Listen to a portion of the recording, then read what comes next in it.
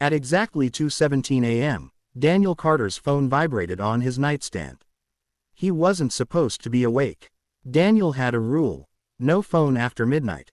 It was a habit he built after moving to Ravenwood, a quiet town in northern Oregon where nothing ever happened. Or at least, that's what people said. The screen lit up with a single notification. Unknown number. If you're reading this, it means I failed. Daniel frowned. Spam messages were common, but something about this felt deliberate. He opened it. Don't call the police. Don't tell anyone. Check the old storage locker behind Miller's gas station.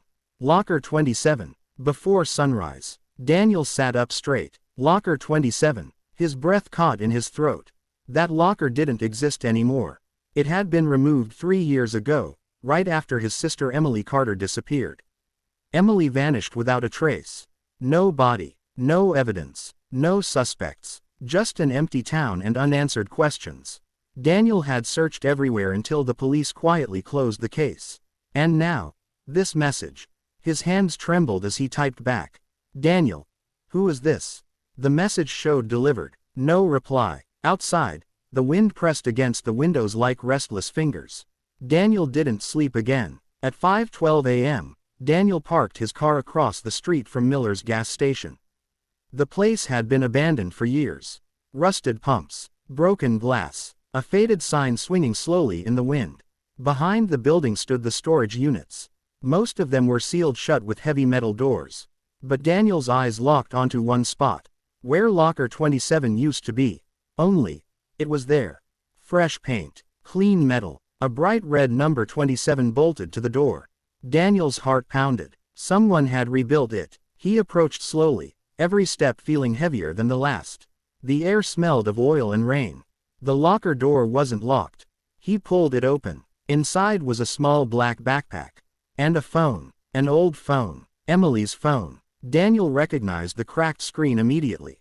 He dropped to his knees. Inside the backpack was a folded piece of paper. 4 words written in shaky handwriting. They were watching us. Suddenly, the locker door slammed shut behind him. Daniel spun around, panic exploding in his chest. He shoved the door. It opened easily. No one was there. His phone buzzed again. Unknown number. You weren't supposed to find the phone. Daniel's blood ran cold. Back home, Daniel locked every door and closed every curtain. He spread everything on the table. The phone, the note, the backpack. The phone had no SIM card. But it turned on. Dozens of unread voice recordings filled the screen. All dated the week before Emily disappeared. Daniel pressed play. Emily's voice filled the room, quiet and terrified. Daniel, if you hear this, something's wrong. I think someone's following me. Every night. Same car. Another recording. I went to the police. They told me I was paranoid. Another. There are cameras in places they shouldn't be. In stores. On streetlights. Even near the house. Daniel's stomach twisted. The final recording was dated the night she vanished. He hesitated. Then pressed play. Emily was crying. They know I'm recording. I can hear them outside. If I don't make it, please don't stop looking.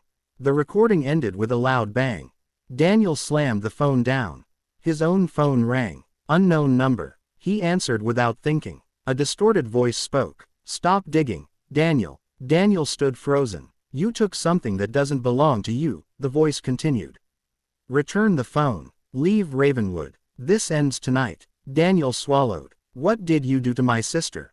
Silence. Then, she saw too much. The call ended. Daniel didn't go to the police. Emily had tried that. Instead, he went to the old water tower on the edge of town, the place Emily mentioned in one of her recordings. At sunset, Daniel climbed the rusted ladder, every sound echoing in the empty air. At the top, he found them. Hidden cameras. Dozens of them, pointed toward the town, toward homes, toward streets. Someone had been watching Ravenwood for years. As Daniel photographed everything, his phone buzzed. This time, it wasn't a message. It was a video. A live video. From one of the cameras. Showing Daniel, standing on the water tower. The message below it read, "You're out of time." Daniel turned around. Headlights appeared on the dirt road below. 3 black SUVs. Doors opened. Men stepped out. No uniforms. No badges. Daniel backed away, heart racing. He had one chance. He uploaded everything, photos, videos, recordings, to a cloud account Emily once shared with him. As the upload bar reached 100%, the ladder shook. They were climbing. Daniel jumped. The official report said Daniel Carter fell from the water tower. An accident. Ravenwood returned to normal. No investigations. No questions. But 3 days later, anonymous files appeared online. Videos, recordings, proof of illegal surveillance, cover-ups, disappearances. The files spread fast. National news picked it up. Federal agencies stepped in, and buried deep inside the files was one final audio message.